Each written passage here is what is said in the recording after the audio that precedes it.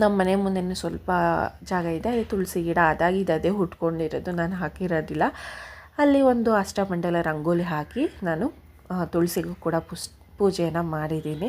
ಇಷ್ಟೇ ನೋಡ್ಬೋದು. ಇವಾಗ ಪೂಜೆನ ಸ್ಟಾರ್ಟ್ ಮಾಡ್ತಾಯಿದ್ದೀನಿ. ಅಕ್ಷಯ ತೃತೀಯ ದಿನ ತುಪ್ಪದ ದೀಪನ ಹಚ್ಚಿದ್ರೆ ತುಂಬ ಪಾಸಿಟಿವ್ ಎನರ್ಜಿ ಸಿಗುತ್ತೆ ಮನೆಗೆ, ನಮಗೆ ಎಲ್ಲ ಅಂತ ಅಂದ್ಬಿಟ್ಟು ಅದಕ್ಕೋಸ್ಕರ ಇವತ್ತು ಪೂಜೆನ ಮತ್ತು ತುಪ್ಪದ ದೀಪ ಹಚ್ಚಿದ್ರೆ ಲಕ್ಷ್ಮಿಗೂ ಕೂಡ ಇಷ್ಟ ಆಗುತ್ತೆ ಅಂತ ಹೇಳ್ತಾರೆ. ಅದಕ್ಕೋಸ್ಕರ ಇವತ್ತು ನಾನು ಒಂದು ಗೋಲ್ಡ್ ಇಯರಿಂಗ್ಸ್ನ ಕೂಡ ತೊಗೊಂಡಿದ್ದೀನಿ. ಡಿಸೈನ್ಸ್ ಬೇಕಿದ್ರೆ ನೀವು ನನಗೆ ಕಮೆಂಟ್ ಬಾಕ್ಸಲ್ಲಿ ತಿಳಿಸಿ.